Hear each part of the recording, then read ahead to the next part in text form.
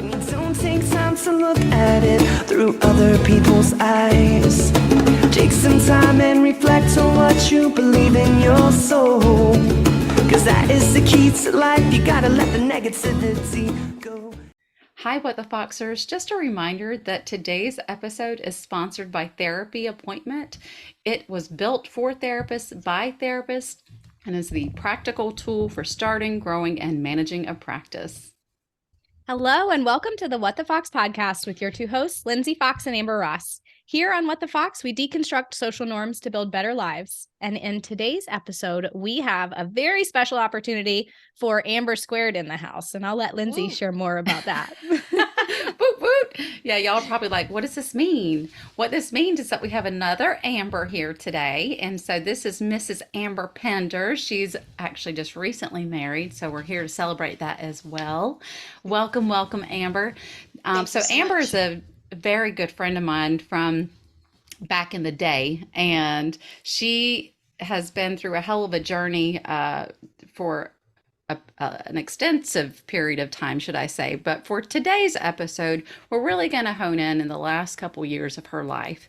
And so before we dive into that, I do want to introduce Amber as not only a health coach, just like Amber Ross over here, but we're going to kind of spend today focusing on her role as a grief coach and where she's going in that part of her life in terms of how her journey is currently unfolding.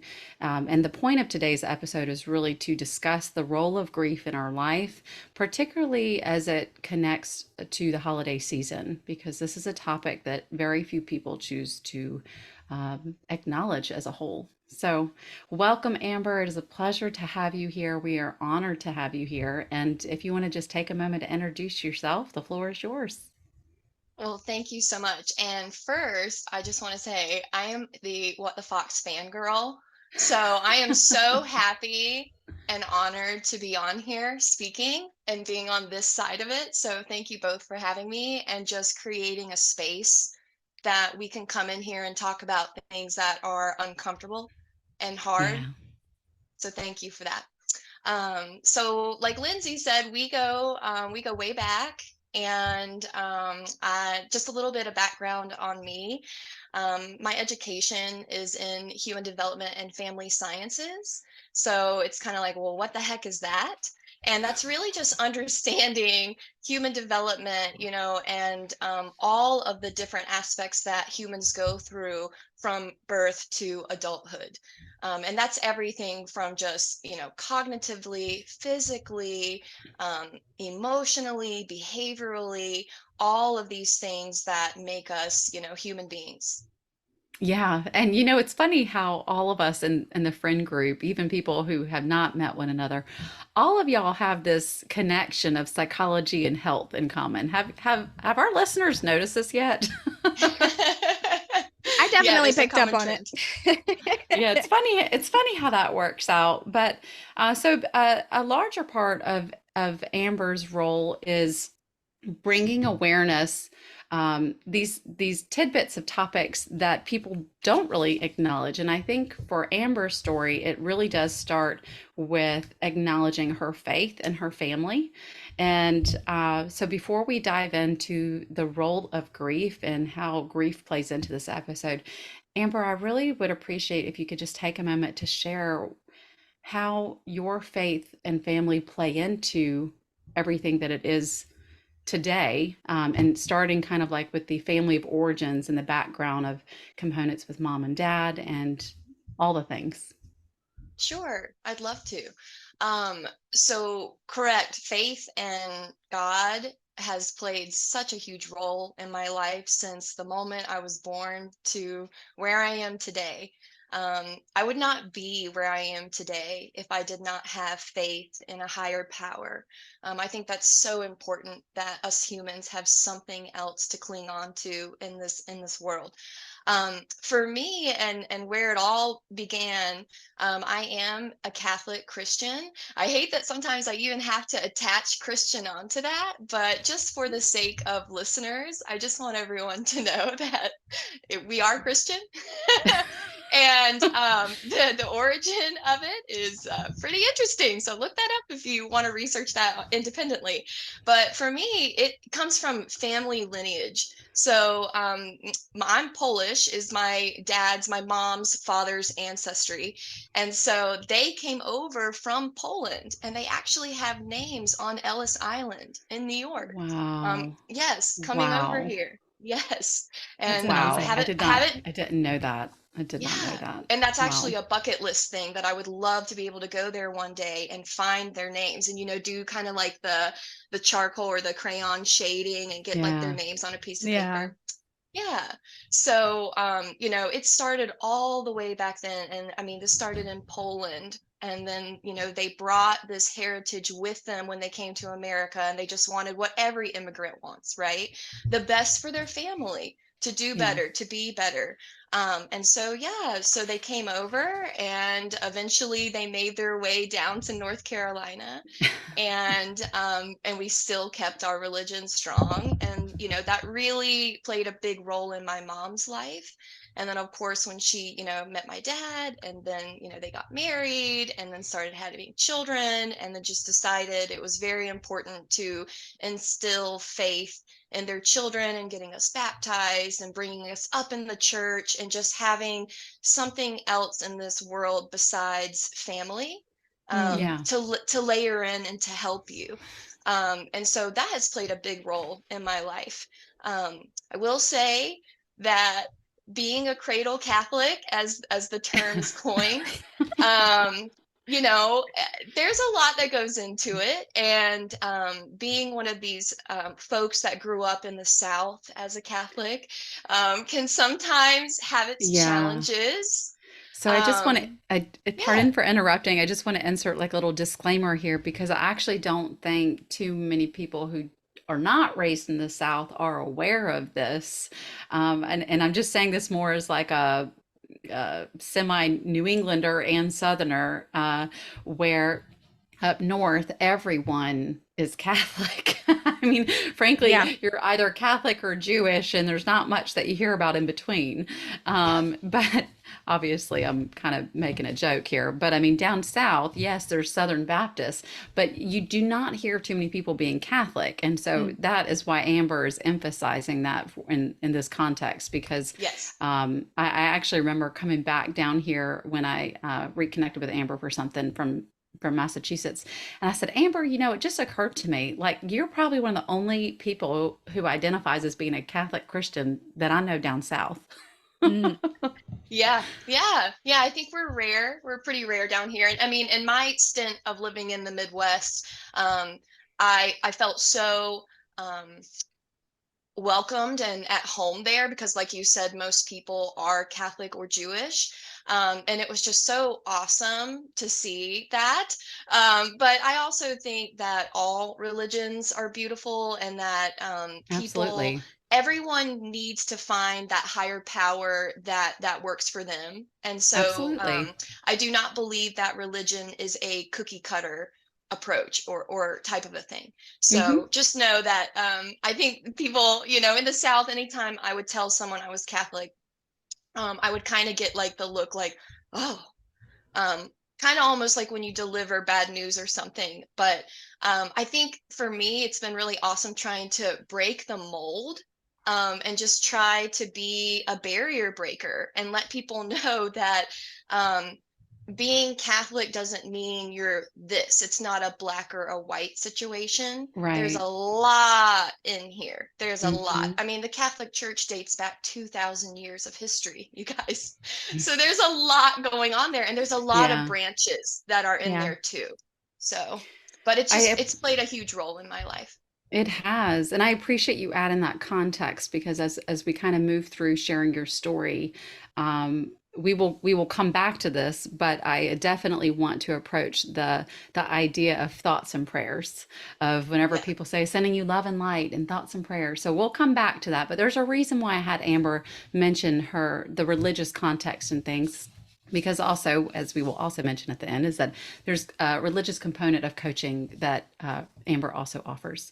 So with that, can you share a bit about, in terms of frankly, what I would honestly pinpoint is the origins of your grief journey because it started even at a young age for you with your father's diagnosis. Can you say a Mhm. little bit about that? Sure.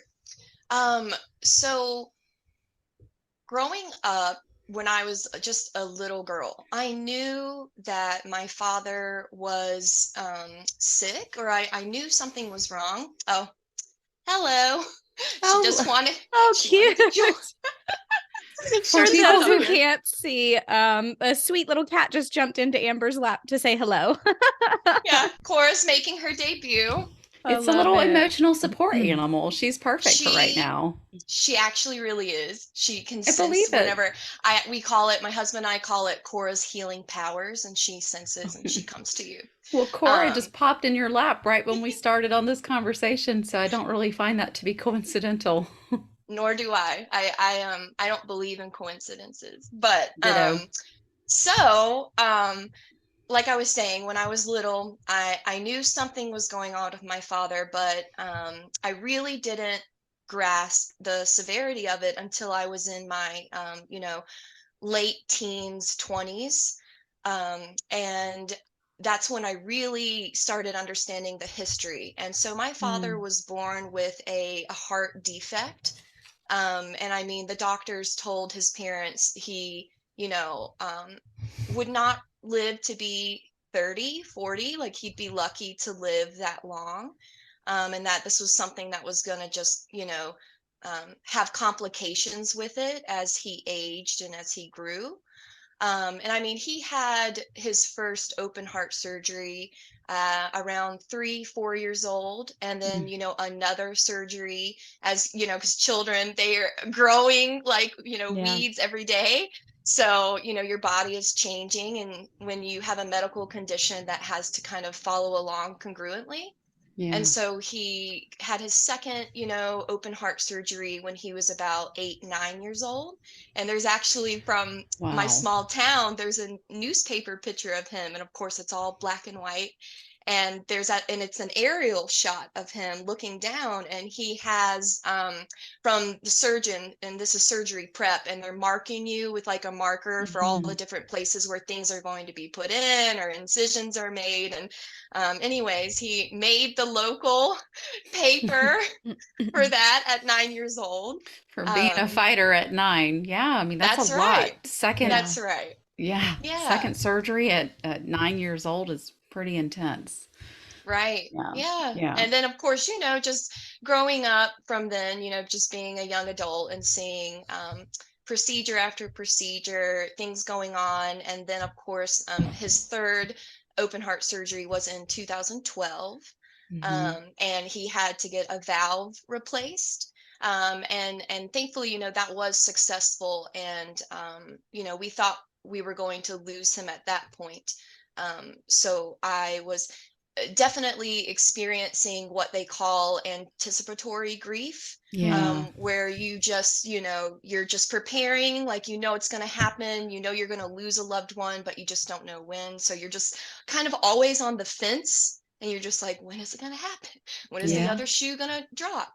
But thankfully, it was not his time yet. And so he got, thankfully that valve gave him many more years with us.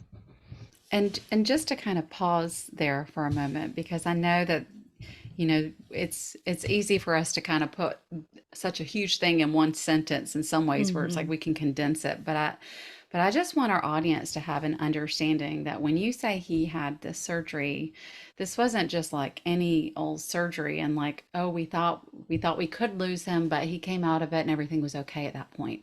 When Amber is saying this, the detailing that is not being kind of like, we're not getting into the nitty gritty of all of it, is that this was an 8 hour surgery.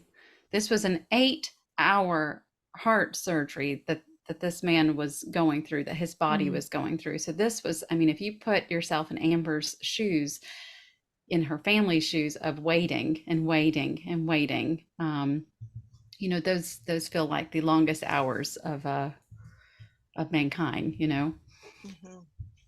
And that was not the first time that you had to sort of go through that, but to your point, having that anticipatory grief and sitting with time being still, Yeah. um, it is unlike anything you can ever really put into words. 100%. There are certain experiences in this earthly life that until you've experienced them firsthand, you really Yeah. don't know Yeah. what it's like, or you really can't even fathom what it would be like.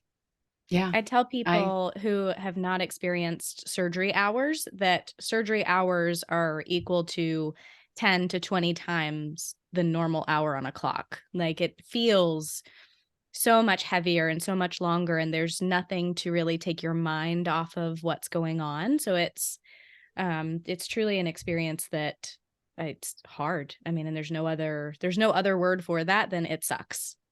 It's yeah. so true.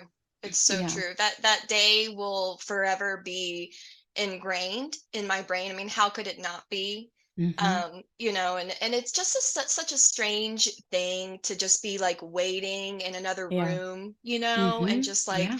and we've all been to like a restaurant where there's a big wait and they give you one of those little things that buzzes, and you get your name down on the list, and Yeah. then you go out and then it buzzes. Well, we got one of those too. So depending on where you Yeah. go and what your healthcare system is like, Yeah. and we love Duke University. So shout out to Duke Hospital, because they Same, saved my same. Sure. father's life 3 times, if not more than that. So Yeah. woo, go Duke. And that's for you, Dad. And I love that. and yeah, and I mean, so we got one of those things, and we're waiting. And supposedly this was the hospital system's way of trying to help ease the anxiety of family members. So Hmm. essentially your loved ones in the operating room, and anytime like there was a noteworthy update, they would have a nurse call the station, and the station, they'd update you, and then they'd buzz you and you'd go up. We didn't get many of those throughout that entire day. And, so that just made it longer and harder. And you're just waiting. And like Amber Ross said, it is so hard. And I don't believe that there is a word to adequately describe it. Like, I don't think that there's really a word that exists, but it Yeah. felt hard and it felt heavy. And and all you can do is wait and Yeah. Yeah. pray. Yep. It's so true. And Amber Ross, I know that, I think I kind of want to bring this to light because of just the fact that when we're talking about grief, I think we can automatically associate it with very specific things of, oh, it must equate to loss Mm. of life. Um, No. for grief to be experienced. But I mean, as Yeah. I'm hearing you comment on like the hospital thing, you've been really open on this podcast and sharing about your son Hudson, who has a condition, and where y'all have had to spend time waiting and waiting and We waiting. spent a fair amount of time at Duke Hospital, and we continue to do that on a regular basis just to make sure that he's doing well. But yeah, they handled his surgery for craniosynostosis when he was 3 months old. And that was like, it was a hard day. And still, I think I told you this, Lindsay, on the last appointment that he had for his checkup. Like, I still have like anxiety and panic feelings walking into the hospital. And it's like every time you walk down that hallway, it's that day washes over you again. And I don't Yeah. like that is, whew, Hmm. that is a lot to take in, whether, obviously my son is here and thriving and doing so well. I still walk through those emotions and those feelings of, surgery day and every day after. Absolutely. And that's so I pardon me for kind of like diverting a bit, but it's like I just No, think no. it's important to emphasize that grief can play out in so many different ways and look differently. But yes, 100%. particularly in the medical space, when you are banking on someone to take care and handle your loved one. In my case, of course, that was my sweet my sweet dog Lulu that passed away. Um, you're hoping and praying that everything works out, Mm-hmm. and I think that's where faith does become a big part of the processing of grief and trying to hold space, but that there's more than you out there to help guide and protect you or and your loved ones. Mhm. So, if we fast track a bit and get back on track with your life story here. So, if we go from 2012 onward to the start of the pandemic, there was a lot happening for all of us as well as the entire world. Yeah. So, um, yeah, there was a lot of grief that was taking place, I think, for everyone at that time, because it was frankly uh, a collective trauma on society to go through all of these ebbs and flows and unexpected changes that took place. But in your case, Amber Pender, I know that you were in a really unique position because the pandemic kept us from our loved ones. Mm-hmm. But what is more unique about your situation is that for your father, it was truly a matter of looking at it as like, this is life or death as to whether or not I can visit my father because of how, the information that was being shared about COVID, and the contagion effect. It was like, well, I can't go near him or I have to wear a mask. And at that time, you were doing what for work? Right. So, man, that time was so hard. At that time, I was a operations manager for a local physical therapy and wellness clinic. It's outpatient physical therapy. So we were not, attached to a hospital. Um, However, it was just, anyone that was working in any facet of healthcare at the time, you all know it was full steam ahead. There was Yes. no, work from home 2 week shutdown. Oh, yay, I get this little random 2 week vacation lockdown, and then the world's just going to go back to normal. Yeah. It Working in healthcare felt like the world was moving at lightning speed, but simultaneously crawling like a snail. Um, Yeah. you know, um, it was just such a bizarre time. Mhm. And, everyone's roles were shifting because Mm. you had to pivot, you had to adjust, you had to adapt to this novel global pandemic. So, my management position was put, into screening people, and I became like the frontline screener for my, place of work. And that put me in the position where I was, people's sounding board, and they were just spewing out, their Mhm. political views and their Yeah. views on COVID and their opinions. And I mean, a couple times it was frightening. I mean, having Yeah. grown men balling up their fists and Mm. telling you, because Mhm. they were like, I don't want to wear a mask. Well, Mhm. okay, sir, I work here. These are the these are the guidelines. You had to wear a mask if you want to come inside today. If you Yeah. want to reschedule your session, we can reschedule. But as far as Mhm. I can tell, the pandemic's here to stay. Yeah. Yeah.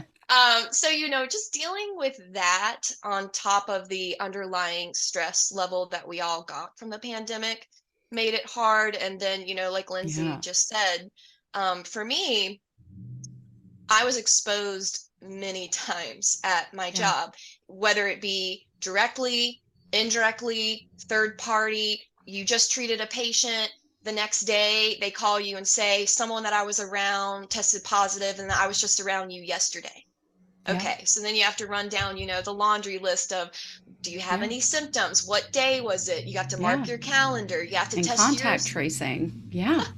Yeah. Yeah. Right. And so for me personally, it became extremely difficult because every time I was exposed, that took away 2 more weeks that I was not able to go and visit my father, who was declining rapidly. Yeah. And that was just, incredibly difficult.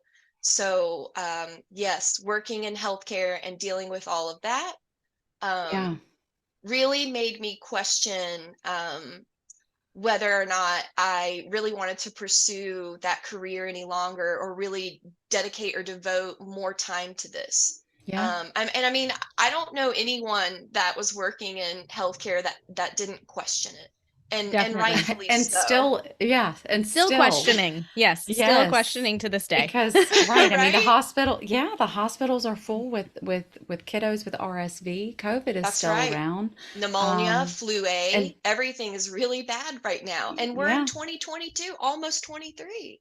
yeah, yeah. And I mean, I definitely agree with you. And granted, in my world as a therapist, I was privy to being able to transition to telehealth, which was truly a godsend in my life at that time.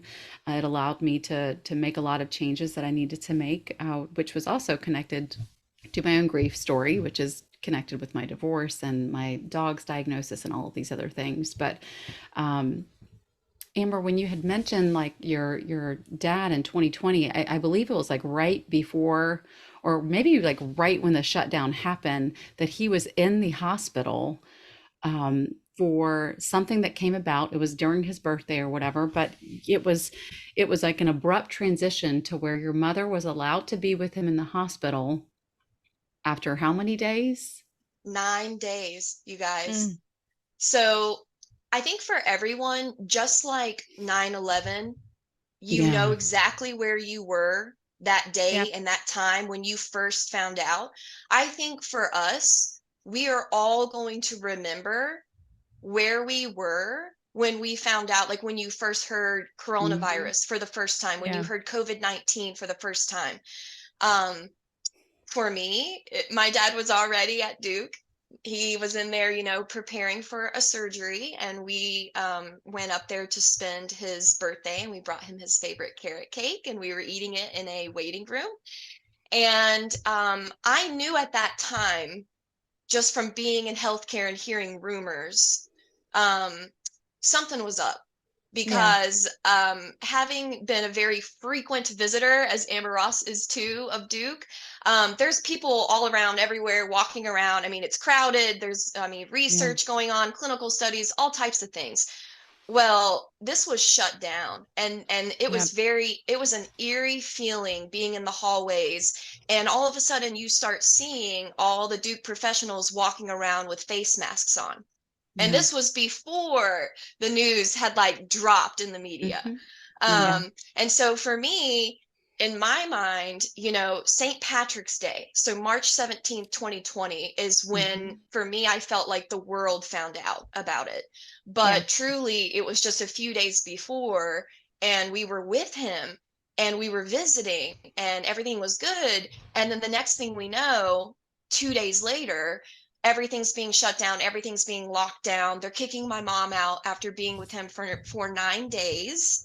And that really, really played a significant role in the decline of his, mental state. Yeah. Because you need an advocate with you in the hospital at all Yes. times, and Yes. especially, he needed his wife with him.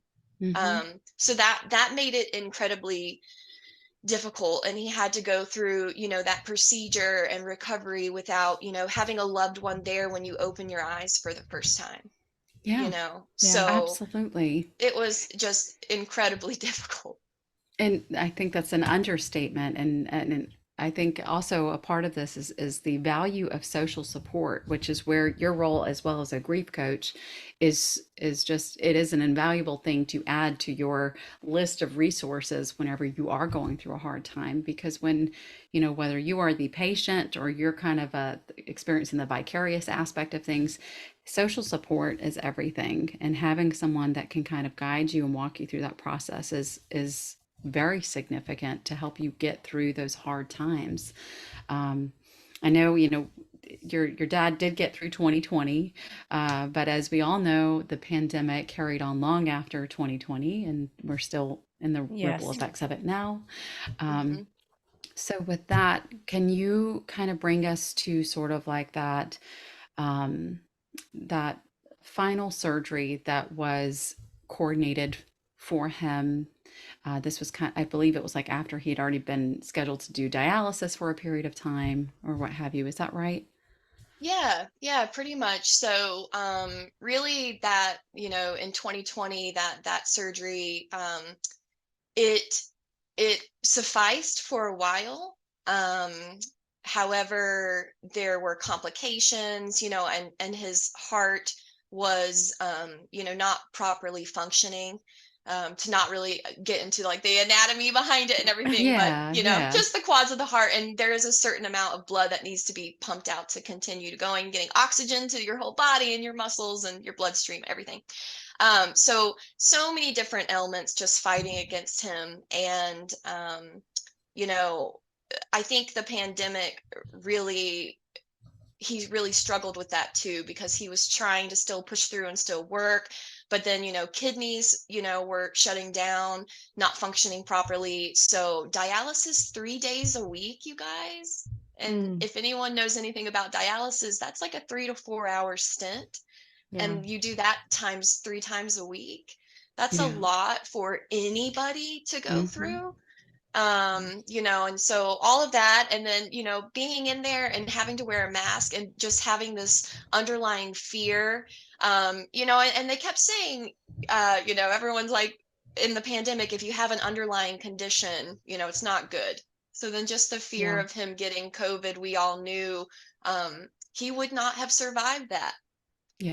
So I, tried my best and everything within my power to prevent him from getting COVID, and just I do educating remember him. that. I mean, I even to remember the that point of distinctly. calling his place of work and getting those little barriers in between customers and him,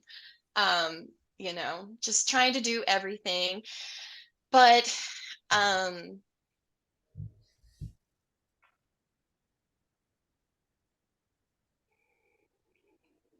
it's okay. Thank you.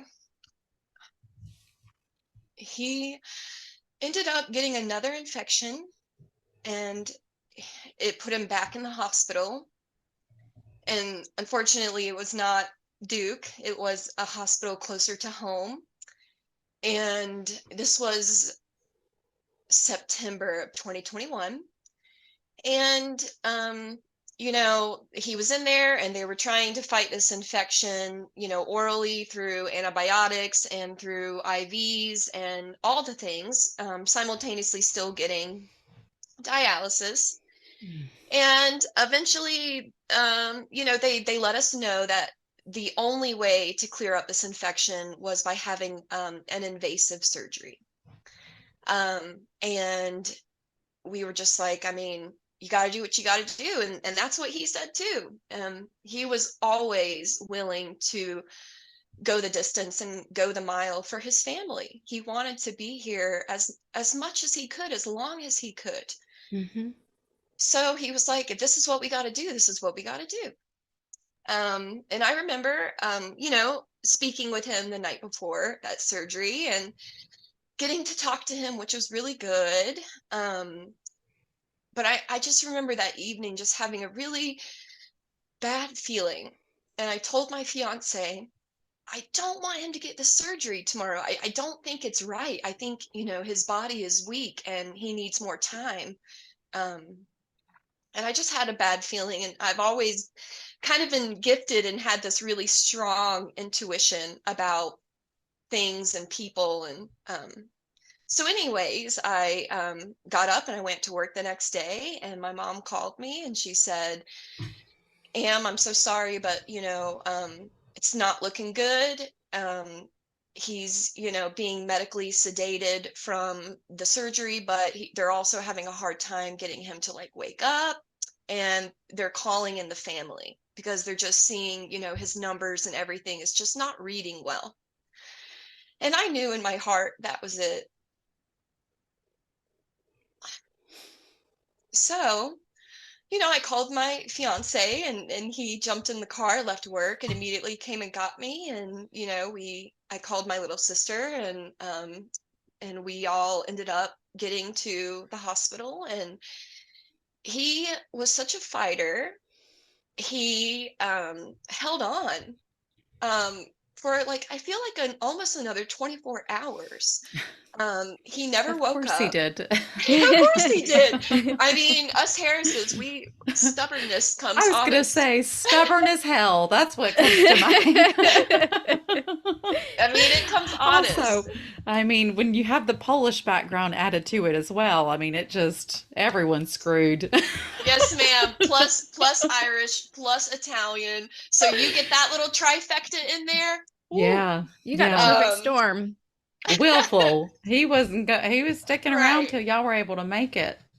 And that was such a blessing, because I feel like when when you talk about grief, and you talk about when people don't get the opportunity to say goodbye, you Yeah. don't really know the weight that having a final goodbye can carry. Mhm. Hmm. And while I never really got to speak to him, I never got to see his eyes open. I knew, we all know, or they say in the medical community, that the last thing to go is your hearing. And I truly believe that.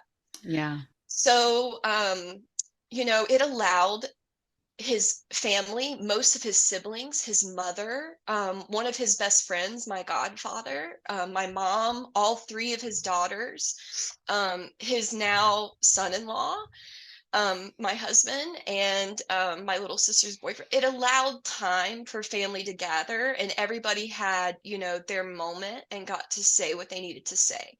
So for Wow. that, I will forever be, grateful. And he did pass on, October 9th, 2021. And unfortunately, that was 7 months shy of my wedding. Yeah. So when you talk about grief, one really important thing that I want everybody to know is that you can live in the and. So you Mm. can be sad and happy at the same time, and in different moments. And everyone, when he initially passed, everyone felt really bad for me and said, "Oh gosh, like that sucks, your dad died right before you got married." And I mean, even the surgeon who did the very last surgery, when we were all in the room with him, said, "Which is the daughter who's getting married?" And I rose my hand, and he said, "I just want you to know." And the surgeon is looking at us, and he has tears in his eyes because he also has children. And he looks at us and he says, or me, I should say, and he said, "I'm so sorry.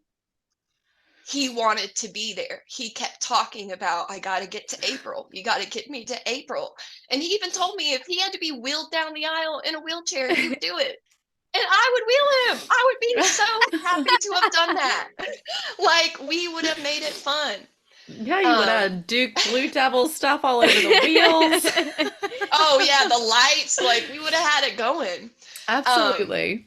so yeah, I just think it's really important for people to know that happiness and sadness can coexist, Mm, and that yes. when you are in grief, which I don't believe that there is, I don't believe that there are 5 or 7 stages of grief that you go through and then Here, you just get here. over I it. agree. I Amen. agree, Um, girl. I'm I, totally agree with you on that. I don't believe that you surpass the 1 year mark of your loved one's passing, and then suddenly you're like, ah, yeah, I'm good now. No, Um, girl. Grief is a Yeah, oh look, nonlinear the calendar experience. moves. Yes, agreed. right. So there's no timeline on bereavement. There's no time frame on grief, but I just think Mhm. it's important for people to know that you can be happy and sad, and Mhm. that it's Yes, okay to give yourself permission to feel pockets of joy while you're grieving. Um, absolutely. and just for my story personally, I know that my dad would want would have wanted me to enjoy my engagement, enjoy wedding planning, enjoy all the things that come with it, and enjoy my wedding day. You bet. He didn't want me to be sad, and I know without a doubt in my heart that he was with me, and all of us that whole weekend. I know he was there.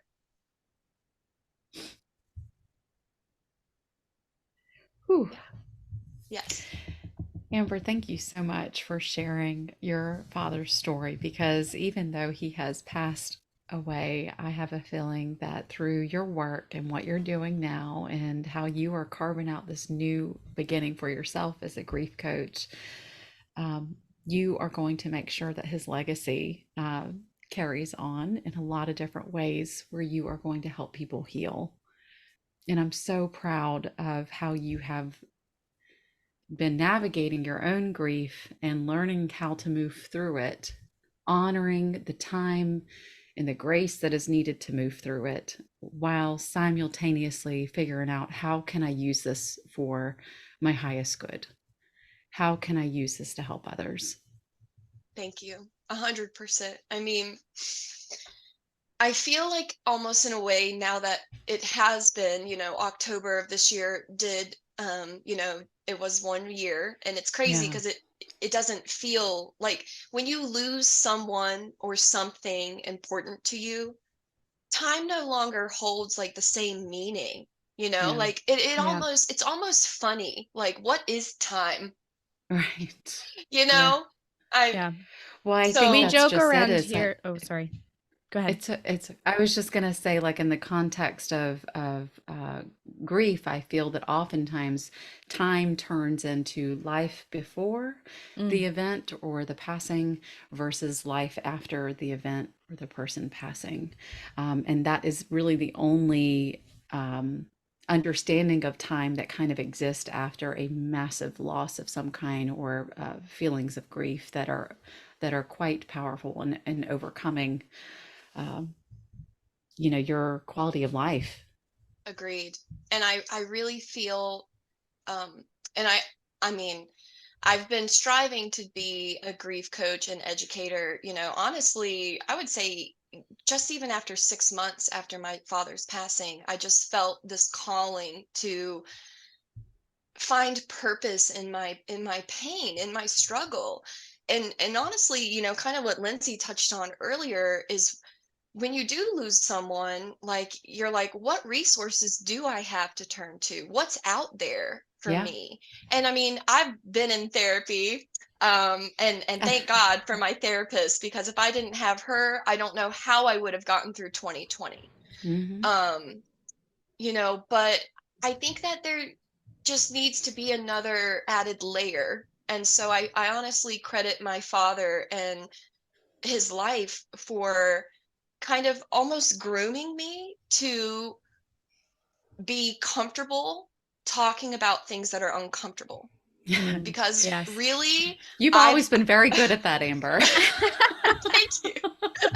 I mean, I just feel like it's just a natural thing, and I'm kind of one of those people. I mean, Lindsay, you know this. Like, I can only handle small talk for so long, and then I'm like, can we get to something that actually matters? I'm in the You same don't want to boat, talk girl. about the weather all day and No, Yeah, come on, around here I everybody mean, wants to talk about sports teams and just all the shenanigans that are surface level. right, right, and that's no. fun, Yeah, we don't have sometimes. time for that But here. like, I'm ready to dive in. Yeah. Yeah. So I have to ask, and I'm going to use this segue to do it, to dive in. We're in the midst of holiday chaos, right? And I'm going to use chaos because that's just what it feels like right now for me. I'm not speaking for everybody, but going into this season of busyness, of people demanding things or expecting things, or, you having unrealistic expectations yourself, do you have tips or practices or ideas that folks who are in their grief season, or, working through challenging times, that, you could share for them, Yeah, for the people listening? yeah, I would love to. And thank you for asking. That's such an important question. Um, we all know that, the holidays kind of already push this, the should season. Like, you Oh my should be gosh. happy, you Yes. should be Mhm. joyful, you should be thankful, you should Yeah. be grateful. You should shut um up. Not you, but right, like, let's get rid of the word should, Yeah. should is so harsh, that doesn't leave a lot of room for adaptation. And so It's just, funny. I actually have there are no shoulds. I was gonna say one of my rules is no shoulding, no shoulding, because it I just love that. yeah, honestly it came from Al-Anon. Anyone who's familiar with Al-Anon, it's for family members and loved ones of alcoholics or people who are addicted to drugs. So I am a huge proponent of Al-Anon. I've been a part of it and going to meetings for a very long time. But no shoulding is actually one of the group rules, and I have I taken love that that. with me forever because it's like it is a way to say, yep, yeah, we're not going to let guilt, Yeah. hijack my experience right now. But I love that, Amber. The one that Yeah. I've heard recently is stop shoulding on yourself. Like, think about the other word of that one. Like, stop shoulding all over Yeah. yourself. Like, I think we all agree, and I think we can make a movement to get rid of that one. Yeah, absolutely. So I think that would be first and foremost. Like, there is no right or wrong way to Mm, deal with grief as long as it's not harming yourself or another person. Yeah. So there are no shoulds with grief. And especially when you are when you are dealing with grief and you are dealing with the mm. holiday season, when you don't even have grief in the equation, is already stressful. Yes. It can be, it can Hmm. be. I guess it just depends on where you find yourself in the season. But when you add in that other component of grief, that can make it so hard for people. So I just think it's important, some tips for like surviving grief, around the holidays would be so kind to yourself. Copious amounts of grace are needed right now.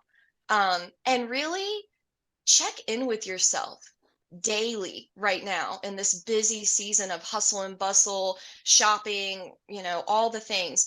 Really take a moment each day, 5 minutes, and just pause and check in with yourself and see, what does my mind, heart, soul, body, what do I need right now that's going to best serve me in this holiday season?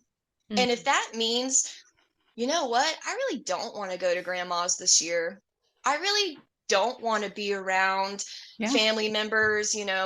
Maybe you're not ready to Yeah. be That's in a okay. room where they're going to talk about your loved one or their experience with them, or you're just not ready, but that that's your capacity, and that's okay. And maybe you Hmm. sit this one out this year, you know Yeah. so just being kind to yourself, checking in, giving yourself permission to do what's best for you. And that's okay. Whatever that looks like is good. Finding support right now, whether that's through bereavement counseling, whether that's through a grief coach, whether that's through something in your community. A really great resource is griefshare.org. It's wonderful. You can just type in your zip code and then boom, all of these grief support groups in your local community will pop up, and then you can choose which one you want to attend if that's what feels right for you. Um, Thank you for sharing that. We will Yeah, those are definitely some really include that great in the show tools. notes. Yeah. Absolutely. Absolutely. And really, just to kind of add on to grief and the holidays, if you're at the point where you're like, I really miss this person. I really want this person to be still a part of what made this holiday so special for me. You can still do that. And that looks like so many different ways, right? Yeah. I mean, what was their favorite holiday dish? Make that. Um, if that's too hard for you, don't make that, right? Right. Um, if seeing an empty chair at the table, like we all know, like dads kind of have like their place and like that's where they Yes. sit, at least my dad, Yeah. like, and if that makes you sad because that chair is no longer filled, um, you know, like let's talk about that. Like, put a plate out for him, him or her, or the person you've lost. You can still honor their spirit and their soul, because I truly believe that they're actually with us. So, welcome them in. And if you're able to talk about them and share stories, ask your loved ones, ask relatives, like, would you mind sharing a story about so and so? Or like, what was your favorite memory with so and so? Mm-hmm. And then just, be able to give yourself the opportunity to create new traditions that still honor, your loved one. Yes. I think you shared a lot of really, really good tools. And I would say I'd love to share. I lost my grandmother 2 months before my wedding, and she was someone who I was very, very close to. Um, excuse me. So last year, something very popular in my family on my mom's side is cooking. We've spent many, many years passing down recipe books. I have cookbooks that are 100 years old that have been passed down through the women in my family. So we've always had a running joke. My grandmother had a big green recipe box where she had all the handwritten recipes. Awesome. The recipes never had titles. Sometimes they were missing ingredients. Sometimes they included shopping lists, which didn't coincide with whatever you were cooking. So Grandma a lot of was them not as organized as Amber. No, grandma was not as organized as me. But this box has followed me from house to house now. And last year I made it into a physical cookbook and gifted it to my mom for Christmas. And That's amazing. it was such a fun experience, and something that for me, like last year was the first Christmas since losing her that I felt like really connected. And I was like, oh, this is what was missing. Like we were leaving this box out of the equation. So now that it's been brought back in, my mom, her sister, and I got to laugh about the recipes. We got to try to figure them out because there's duplicates, but they're each slightly different. And we're not sure like which one was the right one. So it's this big puzzle that's been a lot of fun. So if you have those traditions that like bring you joy, or that was something that had a connection point, I think sometimes we just have to get creative with how to pull that back in, because I can't speak for my mom, but I feel like last year, like that was a massive shift in my enjoyment of the holidays, being able to bring that one full circle. I love that. How beautiful of a tradition that you're just honoring your grandmother. And how funny too that like okay, this recipe didn't really turn out exactly right. So like you have to tweak it, and you have to play with it, and you have to figure it out. But that's funny because you're like, grandma. Yeah, she's still playing jokes on us, man. That's right. It's That's like right. Never dull. No, that's so great.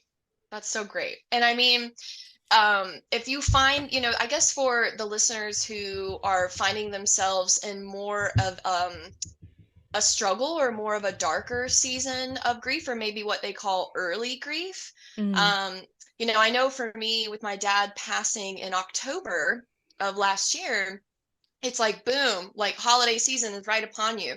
And honestly, if I reflect, I was pretty disassociated this time last year.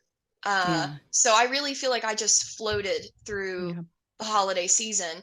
And so I'm really feeling that this year is my first true holiday season, kind of going through the motions of my dad no longer being here.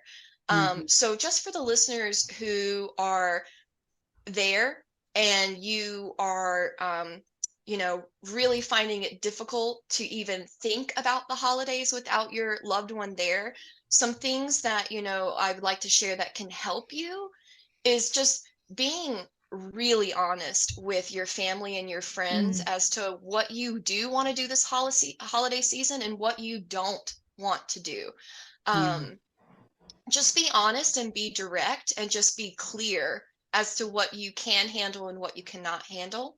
Yes, clear as also, kind, as Brene clear Brown as says. kind. Clear as Yes! kind. Our girl Brene. Yes. Another one is don't get trapped. Have an exit strategy. If you are going over to a holiday party or your with family or without gathering, grief. yes, with or without grief. This is good advice. This is life advice. Yes. Have an exit strategy. Drive yourself. Drive Yes. yourself so you can leave when you need to leave. There are these things in your grief journey called grief bursts. And it's when like you're feeling fine, like you woke up, you're not like in that cloud and you're like, I'm going to have a good day today. And then, and this could be years down the road. This could be within the first year of losing your loved one.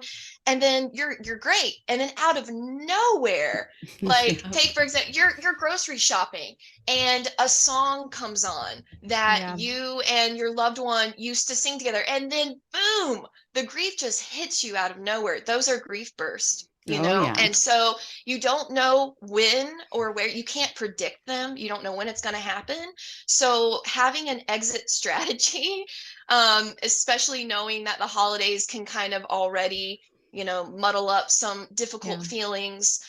Just have an exit strategy so you can get out, when you need to. And skip it. If you're feeling overloaded, overwhelmed, or you are so down, you do not have to go. You do not have to be there. Your family is going to love you regardless if you show up for Thanksgiving or Christmas this year. They're going to understand. Um, yeah, and so that's really just, some of the tips I just wanted to share for people who are just Thank finding you. themselves, Yeah. Thank in a you for heavy that. season. I also just want to say for our listeners who maybe you're not the one going through the grief journey, maybe Mm. you are the loved one or a friend of someone who is. And I actually find that this is a unique place to be in because oftentimes people have no idea what to do to support the person who is grieving. And it gets a little bit complicated because what happens is that the person who is grieving might sense that the other person is uncomfortable with the other person's grief because they don't know what to do. And I just want to bring awareness and labeling that because oftentimes people do not realize that they are putting the person who is grieving in charge of soothing their uncomfortable Mm. emotions, which is actually Hmm. quite selfish if you look at it. Hmm. Um, and so I really want to encourage those who might be in the space that can offer support rather than saying like, hey, just reach out if you need anything. I really want us to take an honest approach at looking at this, just like if someone is suffering from depression, major depression disorder, or if you know someone has a tendency of having suicidal thoughts in the past, or if you are going through the stages of bereavement, saying, hey, call if you need anything is not very effective. It never was, and it never will be whenever someone is battling depression or the stages of grief when they're very pronounced. Because the truth of the matter is, that person who is grieving is incapacitated. They're Yeah. probably not going to pick up the phone and say, hey, now I'm deciding I need you. So instead, if you're close enough to that person, just dive in, just show up, just send the food to their house, just show up and do the dishes, do the laundry, help them out, just pop over, because they're not in a position to really develop thoughts and rational decision making from start to finish with things. They Hmm. need help, but they're not in a position to say, hey, I need help specifically with XYZ. Yeah. Oh my gosh, that is so important. That's so important. I mean, when you were Yeah. grieving, when you were in that early grief, um, decision making just brings on fatigue. You Mm, are so cognitively distorted. You are so clouded yeah. by such heavy emotions that you're trying to process so you don't store them. Yeah. Mm. um that's the last thing you need is telling someone how they can help you, because at that point you're like, I don't even know how to help myself today. Yeah. Like, I'll Yeah. be lucky if I get in the shower, like, Right. and so really, like Lindsay said, it's just taking action. Do something. Don't ask how you can help. Just Yeah. help.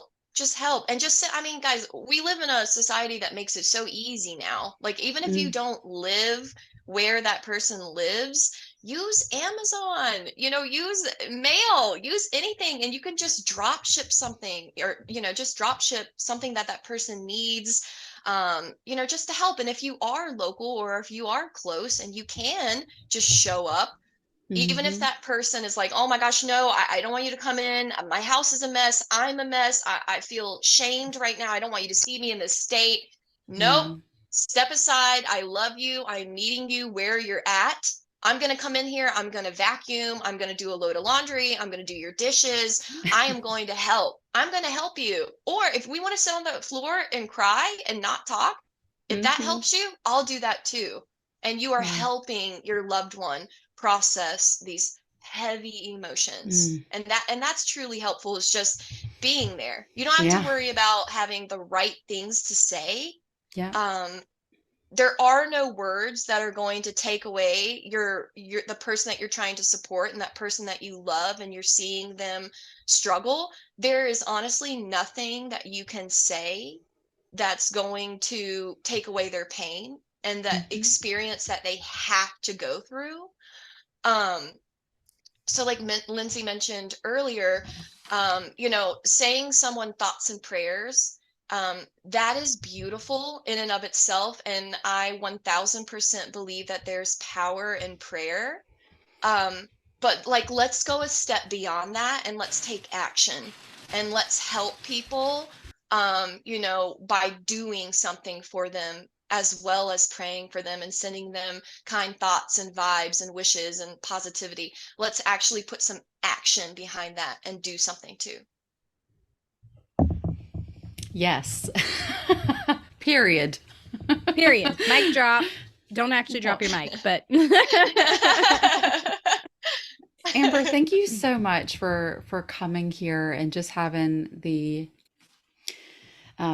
honestly the courage and the humility to come on and just share your story. It's never easy to revisit really personal moments like this and kind of go back in our memory bank to sort through some of those things. But I appreciate you sharing your father's story so that our listeners can get to know him through you, and also for them to learn why your next forward motion in life as being a grief coach is so important and personal to you. Because you've really, I mean, I know this just from knowing you, but you've changed a lot over the years, and I have too. And I think it's because we've both been through a tremendous amount of grief in our life, but it changes you. It changes how you look at people, places, things. It changes how you respond to situations. So bringing it back to the holiday season, it is okay to set boundaries. It is okay to protect your peace. It is okay for you to honor your emotions exactly where you are without judgment. And thank you for taking time to normalize this for people. Yes, thank you. absolutely. And is it okay with you guys if I do one more thing for your listeners? There is Yes. a awesome. So Yeah, girl. Yes. Duh.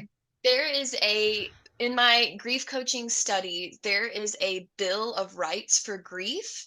And I would love to read that aloud just for your listeners. It won't take long, but if somebody could find one thing to take away from this, then this has been great. All right. So let me just pull that up really quick for you guys. I got it right here. Okay, so Dr. Dawn Elise Snipes, this is where I found the Bill of Rights for Grief. And I just want to read this aloud, and I hope, that this resonates with someone out there, and just know that you are not alone.